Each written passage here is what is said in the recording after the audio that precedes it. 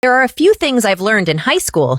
Never forget your gym clothes. Always check the lunch menu before walking into the cafeteria. And most importantly, don't catch feelings for your best friend's crush. I didn't mean to break the last rule. In fact, I tried really hard not to. But love, or whatever you call it in high school, has a way of showing up when you least expect it. It all started junior year, when my best friend Jayla pulled me aside in the hallway between third and fourth period. Her face was glowing with excitement, like she had just found out she passed a pop quiz she didn't study for. "Guess what?" she whispered, gripping my arm. "What?" I asked, already sensing drama. "I have a crush," she said, biting her lip like it was a secret too big to hold in. "Who?" I asked, instantly curious. She scanned the hallway and leaned closer. "Cameron Moore. Cameron, star of the track team. Tall, athletic, with these sleepy brown eyes that somehow made you feel like you were the only one in the room when he looked at you. I'd seen him around, of course. Everyone had. But I never thought much of him until that moment. It was like Jayla naming him gave me a reason to notice him. And once I did, I couldn't stop. At first, it was innocent.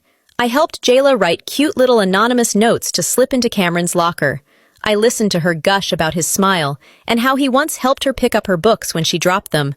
I even encouraged her to join the science club because he was in it, though Jayla hated science. But something changed one afternoon in the school library. I was sitting at a corner table working on my history project when I heard someone pull out the chair across from me. "Mind if I sit here?" a voice asked. I looked up, and there he was, Cameron. I nodded, trying not to let my face betray the sudden thump in my chest. He smiled. "You're Jayla's friend, right? You're pretty smart in history, aren't you?" I blinked. "Yeah, I guess." "Well, I kind of suck at it," he admitted. "Think you could help me with this project?" So I did.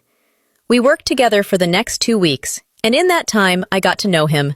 Not the track star, not the guy every girl giggled about in the hallway, but Cameron, the guy who doodled dragons in the margins of his notes, who liked old sci-fi movies and secretly wanted to be an architect. And I guess he got to know me too. One afternoon, while we were leaving the library, he turned to me and said, "I really like talking to you. You're easy to be around." I laughed, trying to brush it off. "Thanks, you're not bad yourself." He hesitated. "You know, I used to think Jayla liked me." My heart paused. "Used to?" I tried to keep my voice steady. "She does." He looked at me with those eyes that made everything blurry. "I like someone else." I didn't know what to say. I didn't even want to know, but I asked anyway. "Who?" He smiled slightly. "You."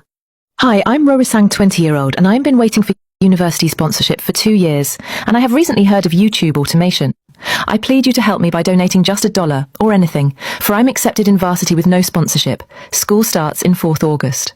My goal is $3,500 by the end of 24 July, or help by subscribing for monetization. But for now, please help in sending money to help in first semester and accommodation.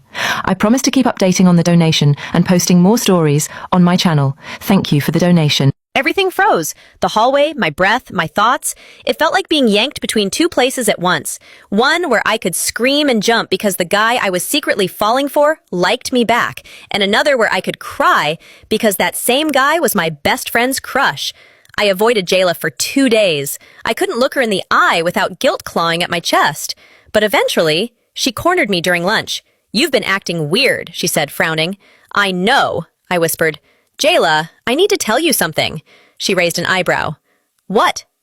I told her everything. About the library, the studying, the feelings, about what Cameron said. She was quiet for a long time. Then she let out a sigh. "Wow, so he likes you." "I swear, I didn't plan it. I didn't want this to happen." "I know," she interrupted. "I mean, it hurts. I'm not gonna lie, but it's not like we were dating or anything." I looked at her, confused. "You're not mad?" "I'm mad at the universe," she said with a crooked smile, "but not at you. You can't control who someone likes. And honestly, I just want both of you to be happy.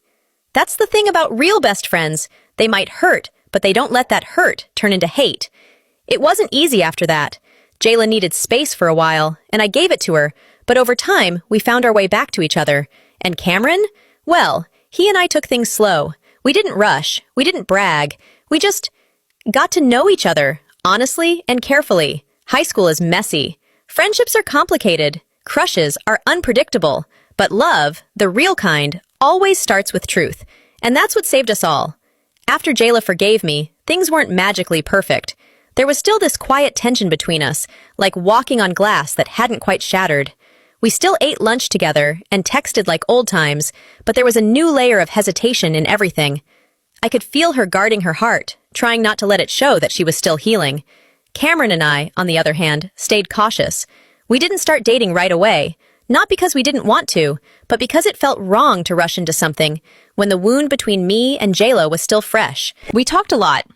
At first, it was mostly about school and small stuff, music, movies, random things that made us laugh.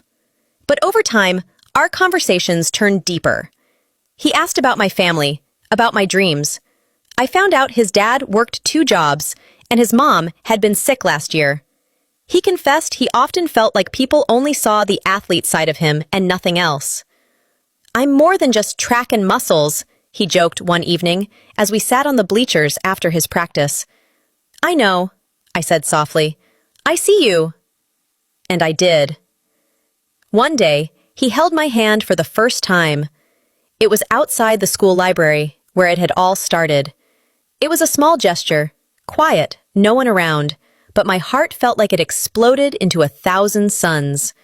He looked at me and smiled and kissed me, my blood gushing, wanting more, his hands tied around my waist, yearning for more, not asking for anything more, just existing with me in that moment. Later that afternoon, he invited me to his house, and we started getting it on that Friday. Soft touch turned into Soul Tie's best night of our lives. But even as things between Cameron and me slowly evolved, I never stopped thinking about Jayla. Our friendship had always been the kind you think will last forever. Sleepovers, shared dreams, finishing each other's sentences. I missed her, missed the full version of us.